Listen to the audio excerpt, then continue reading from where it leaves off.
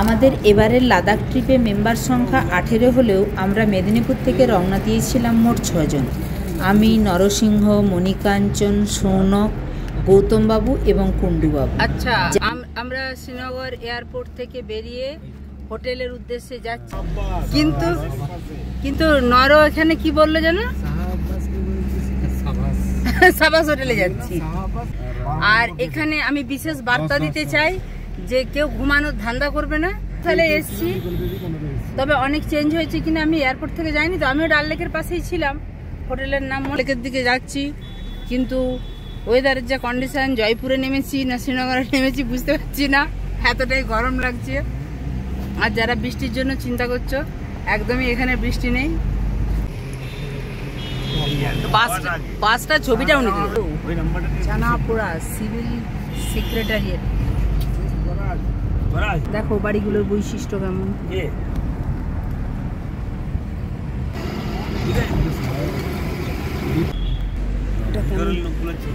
সবগুলো দেখা যাচ্ছে। এবার এখানে কি দুজন, মাঝে দুজন। এই যে কে কি বক্তব্য? হ্যাঁ বলো। ক্যামেরা দেখছি, ক্যামেরা থেকে শুনতে পেয়ে যাবো। আমি ক্যামেরায় তোমাকে দেখতে পাচ্ছি, এই যে তুমি ক্যামেরাটা বের করছো। আর ওরা তার আগে তোলা হয়ে গেছো। আর গৌতমবাবু তাকিয়ে আছেন, নর আমার দিকে তাকিয়ে আছে, মনি আবার দেখো বলছে, দেখাচ্ছে ওদিকে। হ্যাঁ মানে দৃশ্যটা এরকমই লাগছে। পাহাড়ের চূড়ায় একটা বোধহয় কিছু হোটেল টোটেল বানাতে গেছিল বেশি লাভের জন্য। দেখো পাহাড়টা কেমন আস্তে আস্তে ক্ষয় হচ্ছে। এগুলো কি উচিত প্রকৃতিকে? সরি গাইজ, আমি হাই গাইজ বলতে ভুলে গেছিলাম, পিছন থেকে ইনস্ট্রাকশন এলো। এখন একটু জ্যামে পড়ে গরম লাগছে।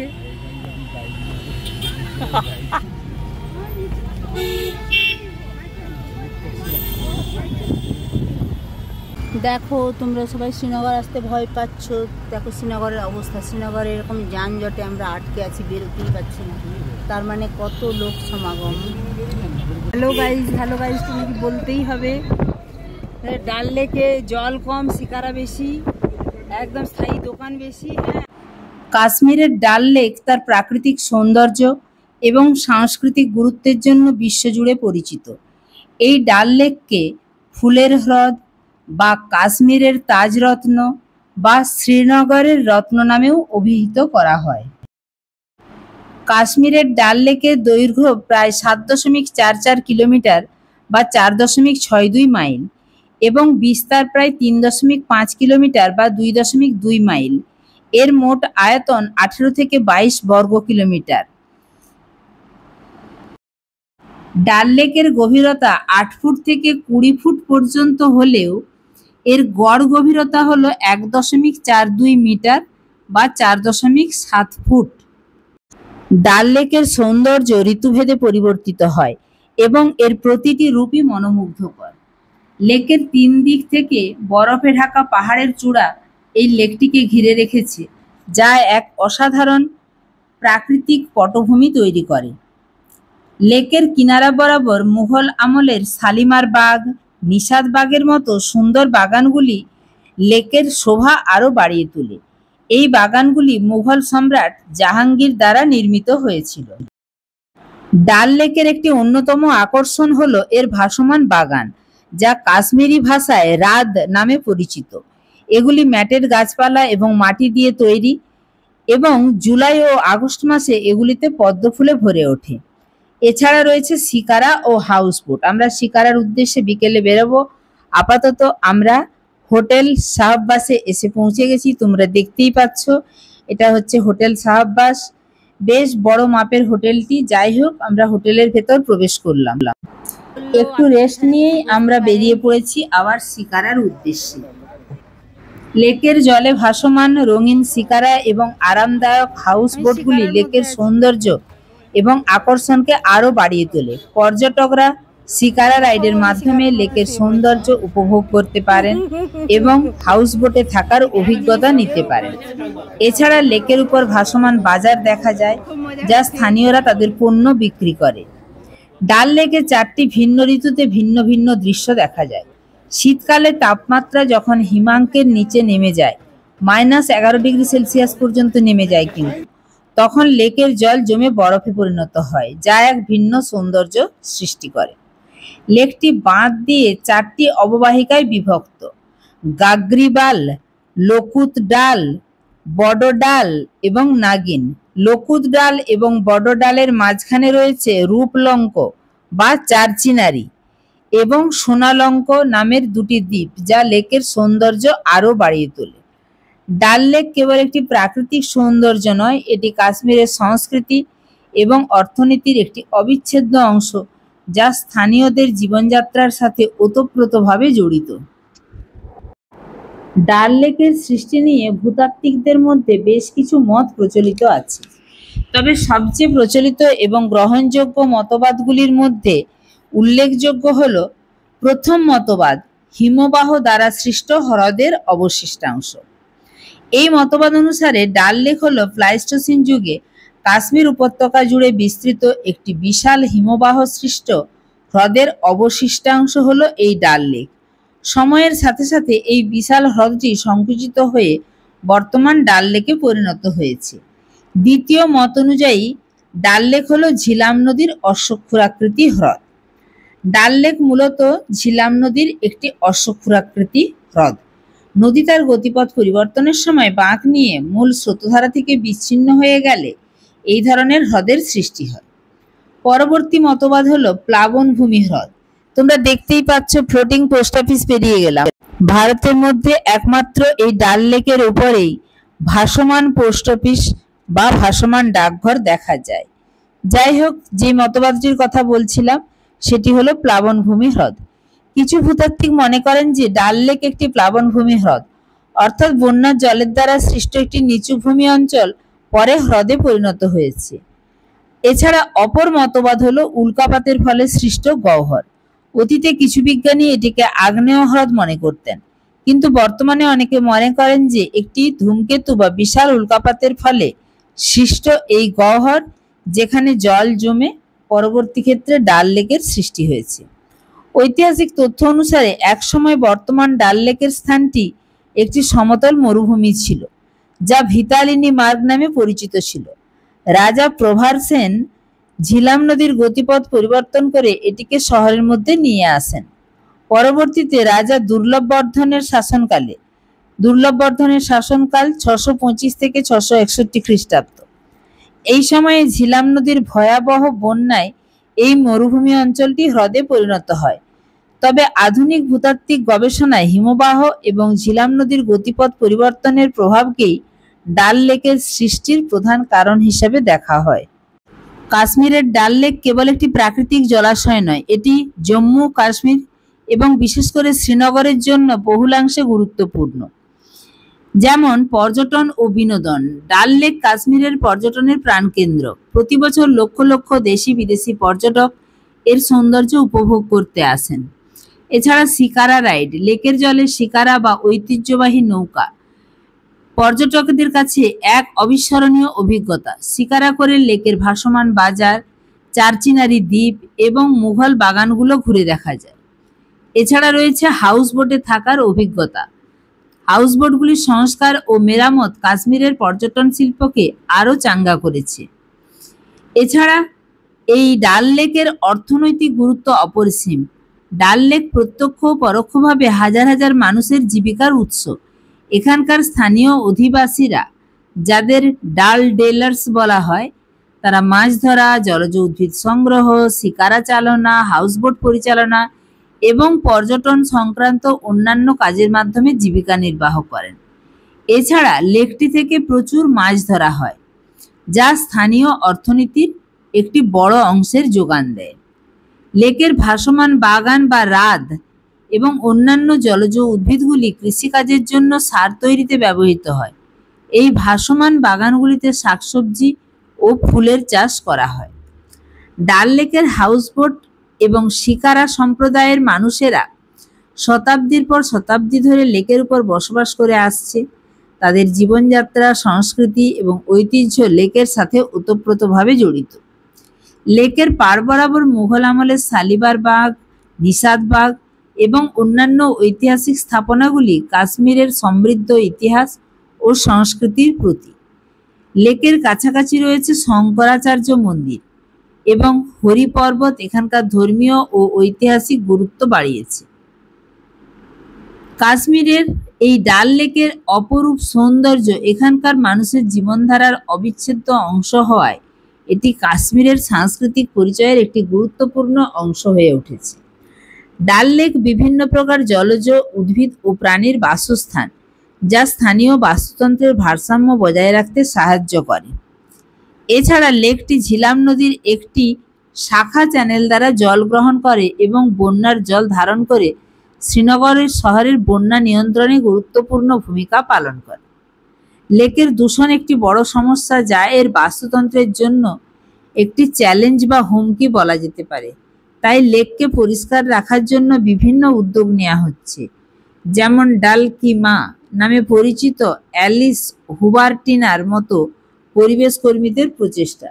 সংক্ষেপে, ডাল লেক কেবল শ্রীনগরের একটি দর্শনীয় স্থান নয়, এটি কাশ্মীরের অর্থনীতি, সংস্কৃতি এবং পরিবেশের এক অবিচ্ছেদ্য অংশ, যা এই অঞ্চলের মানুষের জীবনে গভীর প্রভাব ফেলে। ডাল লেকের প্রাকৃতিক বৈচিত্র্য এবং এখানকার মানুষের জীবনযাত্রা ফটোগ্রাফারদের জন্য একটি আদর্শ স্থান। সকালের সূর্যোদয় থেকে সন্ধ্যার সূর্যাস্ত পর্যন্ত প্রতিটি মুহূর্তই ক্যামেরাবন্দি করার মতো। এইসব কারণগুলির জন্যই ডাল লেক কাশ্মীর পর্যটনের একটি প্রধান কেন্দ্র এবং বিশ্বজুড়ে এর খ্যাতি রয়েছে। দেখো, ডাল লেক আবার ঘুরে দেখা দিয়েছে। ये ताज विवंता जो पहाड़ी के ऊपर होटल है, नया 5 स्टार होटल है। विवंता ताज और ताज होटल पहाड़ের উপরে। कौन सा 5 स्टार होटल देखो। ওটা टॉप ये प्लेस का नाम की? निशाद ब्रेन निशाद ब्रेन निशाद की बोल रहे हैं बुझते। Fair tulip garden. ट्यूलिप कितना दिन रहता है? एक महीना रहता है, 25 मार्च से 25 अप्रैल तक। ओ बाबा, 2023 में हमने ट्यूलिप देखा है। कैसा लगा? बहुत अच्छा, मार्च का एंड। बहुत सुंदर है। देखो, ডাল লেক ধরে চলে এসেছি আমরা।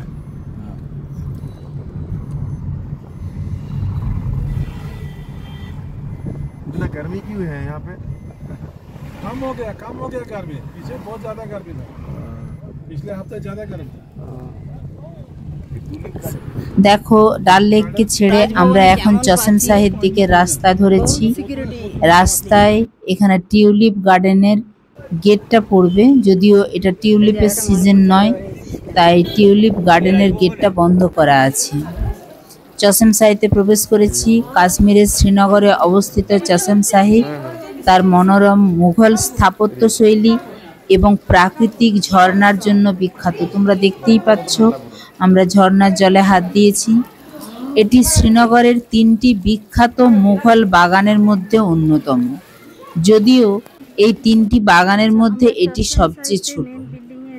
চশম শাহীর বিখ্যাত হওয়ার কারণগুলি হল ঐতিহাসিক মুঘল বাগান। চশম শাহী 1632 খ্রিস্টাব্দে মুঘল সম্রাট শাহজাহানের আদেশে তাঁর গভর্নর আলী মর্দান খান দ্বারা নির্মিত হয়েছিল। শাহজাহান তাঁর জ্যেষ্ঠ পুত্র দারা শিকোয়ের জন্য যে বাগানটি তৈরি করেছিলেন, এটি মুঘল স্থাপত্য ও বাগান তৈরির চমৎকার উদাহরণ। এছাড়া প্রাকৃতিক ঝর্ণা। এই বাগানের মূল আকর্ষণ হলো প্রাকৃতিক মিষ্টি জলের ঝর্ণা, যার নাম থেকেই এই নামকরণ হয়েছে চশমা শাহী, অর্থাৎ রাজকীয় ঝর্ণা। কথিত আছে এই ঝর্ণার জল অত্যন্ত বিশুদ্ধ, হজম সহায়ক এবং ঔষধি গুণসম্পন্ন। বহু পর্যটক এখানে এই ঝর্ণার জল পান করতে আসেন। টেরেসের ডিজাইন ও ফার্সি প্রভাব। বাগানটি পাহাড়ের ঢালে 3টি ধাপে ধাপে টেরাস তৈরি করে করা হয়েছে। এর নকশায় পারস্য বাগানের প্রভাব দেখা যায়, যেখানে জলের ধারা একটি কেন্দ্রীয় অক্ষ বরাবর ঝর্ণা ও জলপ্রপাতের মধ্য দিয়ে বয়ে যায়, যা এক শান্ত ও সতেজ পরিবেশ তৈরি করে। মনোরম দৃশ্য। চশম শাহী ডাল লেকের পাশেই জাবারওয়ান পর্বতমালার পাদদেশে অবস্থিত। এখান থেকে ডাল লেক এবং চারপাশের পর্বতমালার এক অসাধারণ দৃশ্য দেখা যায়, যা ফটোগ্রাফারদের জন্য একটি স্বর্গীয় পরিবেশ তৈরি করে। শান্ত ও মনোরম পরিবেশ। শালিমার বাগ বা নিশাত বাগের মতো অন্যান্য মুঘল বাগানের তুলনায় চশমশাহী আকারে ছোট হলেও এর শান্ত ও নিরিবিলি পরিবেশ পর্যটকদের কাছে বিশেষ পছন্দের। এটি শহরের কোলাহল থেকে দূরে একটি আদর্শ স্থান। সুতরাং চশমশাহী মূলত তার ঐতিহাসিক মুঘল স্থাপত্য, ঔষধি গুণসম্পন্ন প্রাকৃতিক ঝর্ণা এবং জাবারওয়ান পর্বতমালার পটভূমিতে ডাল লেকের মনোরম দৃশ্যের জন্য সুপরিচিত। প্রতিটি গাছ কত সুন্দর। গোলাপগুলো শুকিয়ে গেছে, শীতকালে যতটা এর রং ছিল, রূপ ছিল, এখন নেই, বোঝাই যাচ্ছে। এইখানে সবাই কাশ্মীরি পোশাক পরে ছবি তুলছে। না না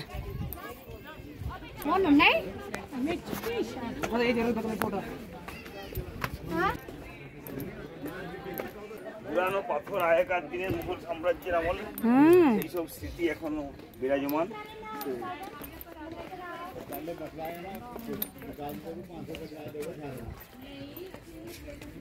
মুঘল সম্রাটদের স্মৃতি।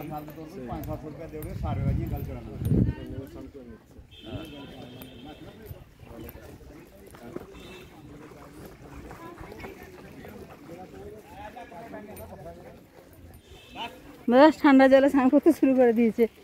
দেখো এখনো পর্যন্ত গোলাপ ছিল, তার মানে শীতে কি হয়ে থাকবে।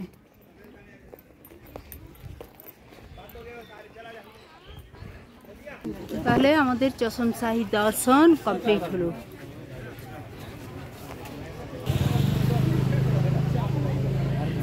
চশমশাহী দেখার পর আমরা পরিমহল দেখতে যাচ্ছি, কিন্তু হাফ কিলোমিটার আগে এরকম জ্যাম লেগে গেছে, ফলে আমাদেরকে এখন হাফ কিলোমিটার হাঁটতে হবে। এই গাড়িগুলো এরকম ভাবে যেতে গিয়ে জ্যাম লেগে গেছে। এই হারে গাড়ি আটকে গেছে পুরোটাই। এবার যত উঁচুতে উঠছি ঠান্ডা লাগছে। আমি কেন বলি যে বেড়াতে এলে যা পরিশ্রম হয়, তার চেয়ে পরিশ্রম বোধ হয় আর কিছু নেই। রীতিমতো এই ঘাটটা উঠতে গিয়ে হাঁপিয়ে গেলাম। হাঁটছি, কি অবস্থা, কি অবস্থা, হেঁটে যাওয়ার রাস্তাও নেই।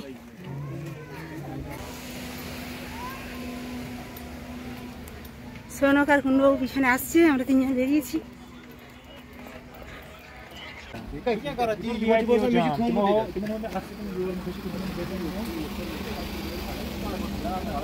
আর জ্যাম দেখাচ্ছি না, এরকম জ্যাম ক্রস করে এখন কতক্ষণ হাঁটতে হবে জানি না। না, ভিডিওটা করতেই থাকি। পরিমহল যাওয়ার জন্য যে রাস্তা, সেটাও তো একটু দেখাই। এরকম ঝোপ ঝাড়ে ভরা, কি অবস্থা, দুপাশে কি পরিমাণ গাড়ি আটকা পড়ে গেছে।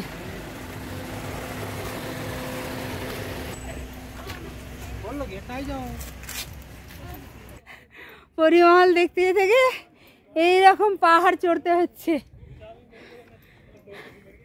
এরকম চড়াই রাস্তা।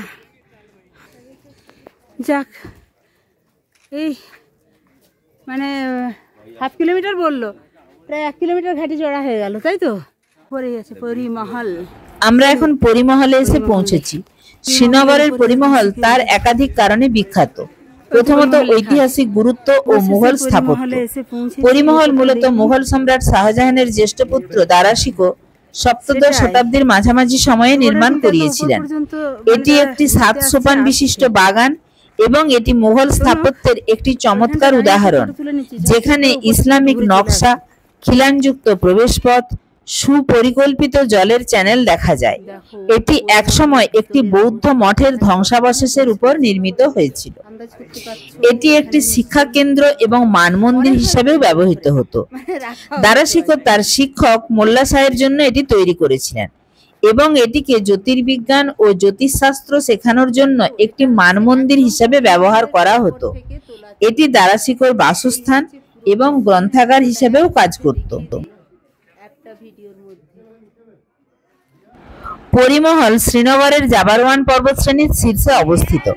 এখান থেকে শ্রীনগর শহর এবং ডাল লেকের মনোমুগ্ধকর প্যানোরামিক দৃশ্য দেখা যায়। এর 7টি টেরেস বা সোপান রঙিন ফুল এবং ফল গাছ দিয়ে সাজানো। এটিকে পরীদের প্রাসাদ হিসাবেও বলা হতো। এর অপরূপ সৌন্দর্য এবং শান্ত পরিবেশের কারণে এটি পরীদের প্রাসাদ বা ফেরিদের আবাস নামেও পরিচিত ছিল। স্থানীয় লোককাহিনী এবং পৌরাণিক গল্পে এর একটি রহস্যময় দিকও আছে। পরিমহল তার ঐতিহাসিক প্রেক্ষাপট, মুঘল স্থাপত্যের সৌন্দর্য, শিক্ষা কেন্দ্র হিসেবে এবং শ্রীনগরের মনোরম প্রাকৃতিক দৃশ্যের জন্য বিখ্যাত। আমরা পরিমহলের একদম উপরের অংশে উঠেছিলাম, এবার ফেরার পালা, তাই সিঁড়ি করে এবার ধীরে ধীরে আমরা নিচের দিকে নেমে আসছি। হ্যাঁ, আমি চলে যাব।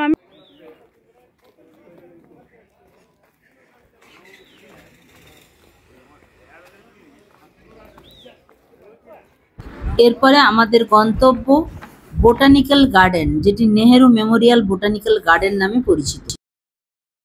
এটা শ্রীনগরের বোটানিক্যাল গার্ডেন। আমার এত ভালো লেগেছে, আমি শুয়ে গেছি এখানে।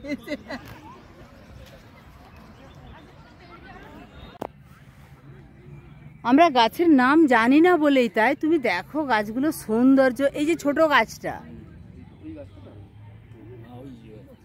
না, ওই যে ঝুড়ির মতো যেটা, সেটা বাদ দিচ্ছি। দেখো এই ছোট গাছটা।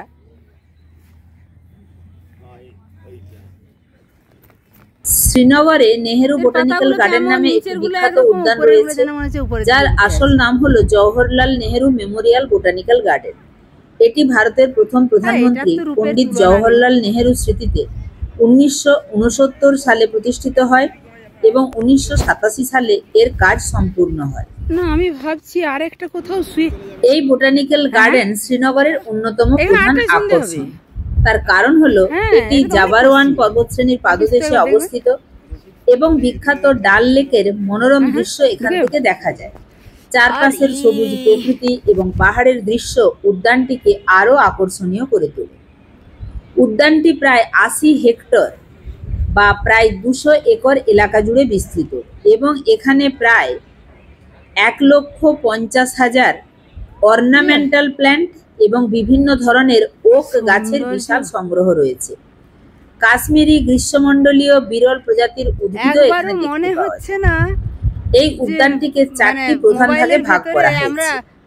প্রথম ভাগ প্ল্যান্ট ইন্ট্রোডাকশন সেন্টার, দ্বিতীয় ভাগ রিসার্চ সেকশন, তৃতীয় ভাগ রিক্রিয়েশনাল গার্ডেন, চতুর্থ ভাগ বোটানিক্যাল গার্ডেন। উদ্যানে একটি সুন্দর হ্রদ রয়েছে যা প্রায় 17 হেক্টর এলাকা জুড়ে বিস্তৃত। এছাড়াও এখানে সুন্দর ঝর্ণা, জলপ্রপাত এবং সুপরিকল্পিত রাস্তা ও বিশ্রাম এলাকা রয়েছে।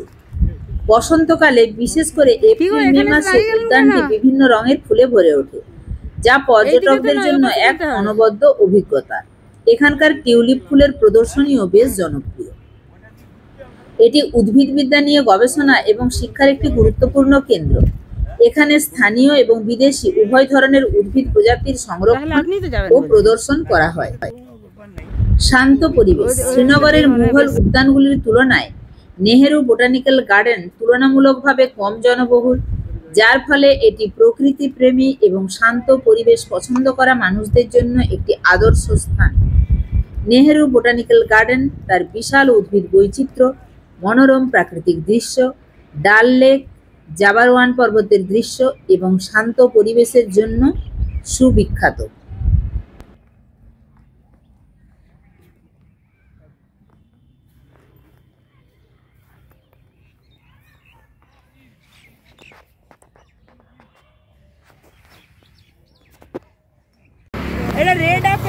আমাদের পরের গন্তব্য এবার শালিমার বাগ। রাস্তায় যেতে যেতে আমরা আপেল বাগান দেখলাম। দেখো কিরকম ভাবে আপেল ফলেছে। এই যে কুণ্ডবাবু বলছে 6টা 2 বাজছে তবু সূর্য ডুবার নাম নাই। আমি আপনাকে বলছি দেখবেন 8টা বাজবে তখনও এরকম কিন্তু ফাঁকা, তখন সূর্যটা থাকবে না, তখন জাস্ট সন্ধ্যাটা হবে। আমরা এবার গার্ডেন শালিমারে এসে পৌঁছেছি। শ্রীনগরের শালিমার বাগ তার ঐতিহাসিক গুরুত্ব, স্থাপত্য শৈলী এবং মনোরম প্রাকৃতিক সৌন্দর্যের জন্য বিখ্যাত। এটি মুঘল স্থাপত্য ও উদ্যান পালনের এক অসাধারণ নিদর্শন। এর প্রধান বৈশিষ্ট্যগুলি হল মুঘল স্থাপত্য ও উদ্যান পালন। শালিমার বাগ মুঘল সম্রাট জাহাঙ্গীর কর্তৃক 1619 সালে তাঁর প্রিয়তমা স্ত্রী নূরজাহানের জন্য নির্মিত হয়েছিল। এটি মুঘল উদ্যান পালনের একটি চমৎকার উদাহরণ, যেখানে সুসংগঠিত বাগান, ফোয়ারা এবং মণ্ডপ মুঘল স্থাপত্য শৈলীকে প্রতিফলিত করে। এর নকশা পারস্যের 4 বাগ অর্থাৎ 4টি বাগান এই ধারণার উপর ভিত্তি করে তৈরি। শালিমার শব্দের অর্থ হলো ভালোবাসার আবাস। ভালোবাসার আবাস বা ক্রাউন অফ শ্রীনগর। এটি সম্রাট জাহাঙ্গীরের নূরজাহানের প্রতি ভালোবাসার প্রতীক হিসেবে নির্মিত হয়েছিল। এই কারণেই এটি শ্রীনগরের মুকুট নামেও পরিচিত। এর প্রধান বৈশিষ্ট্য হলো স্তরে স্তরে সাজানো বাগান। শালিমার বাগান 3টি প্রধান স্তরে বিভক্ত। দিওয়ানি আম, এটি সর্বসাধারণের জন্য উন্মুক্ত ছিল। এখানে একটি ছোট কালো মার্বেলের সিংহাসন ছিল, যা জলপ্রপাতের উপর স্থাপিত ছিল। দেওয়ানি খাস, এটি কেবল সম্রাট এবং তার সভাসদদের জন্য সংরক্ষিত ছিল। জেনানা গার্ডেন, এটি ছিল মহিলাদের জন্য সংরক্ষিত অংশ, যেখানে ফোয়ারা ও মনোরম জলপ্রপাতের পাশে চিনিখানা দেখা যায়। এই চিনিখানাতে একসময় তেল প্রদীপ জ্বালানো হতো, যা জলপ্রপাতের পিছন থেকে এক মায়াবী আলোর সৃষ্টি করত। বর্তমানে এখানে ফুলের টব রাখা হয়।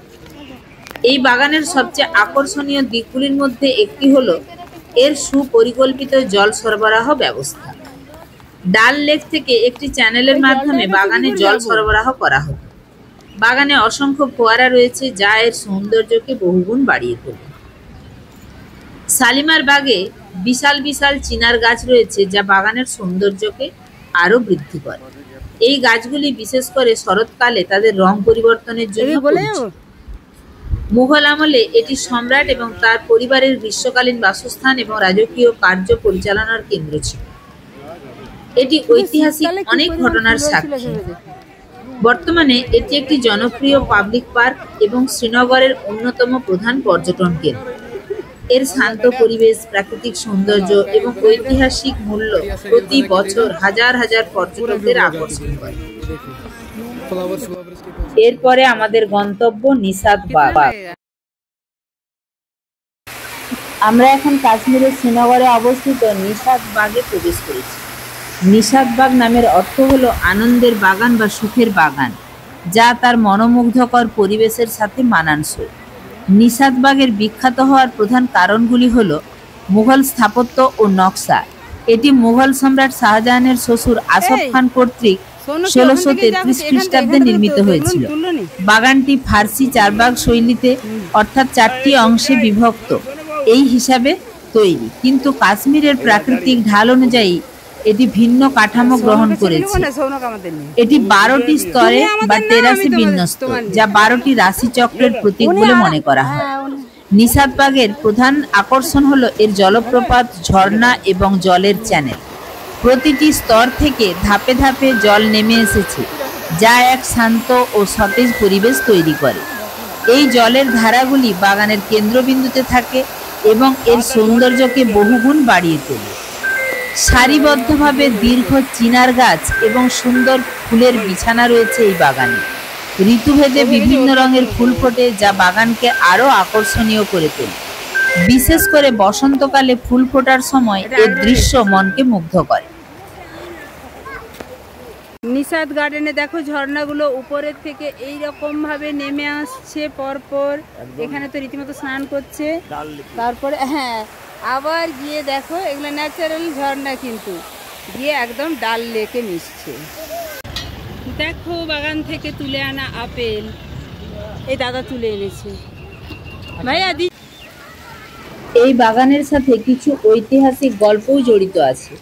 কথিত আছে সম্রাট শাহজাহান এই বাগানের সৌন্দর্য দেখে এতটাই মুগ্ধ হয়েছিলেন যে তিনি তার শ্বশুর আসফ খানকে এটি উপহার হিসেবে দিতে চেয়েছিলেন, কিন্তু আসফ খান তা না দেওয়ায় শাহজাহান ক্ষুব্ধ হয়ে বাগানের জল সরবরাহ বন্ধ করে দিয়েছেন। পরে একজন বিশ্বস্ত কর্মচারী গোপনে জল সরবরাহ চালু করেন এবং এর ফলে শাহজাহান আসফ খানকে ক্ষমা করে দেন। সংক্ষেপে নিশাতবাগ তার চমৎকার মুঘল স্থাপত্য, সুন্দরভাবে ডিজাইন করা 12টি স্তর, জলপ্রপাত, মনোরম ফুলের বাগান এবং ডাল লেক ও জাবারওয়ান পর্বতমালার শ্বাসরুদ্ধকর দৃশ্যের জন্য বিখ্যাত। এটি শ্রীনগরের একটি অপরিহার্য পর্যটন কেন্দ্র।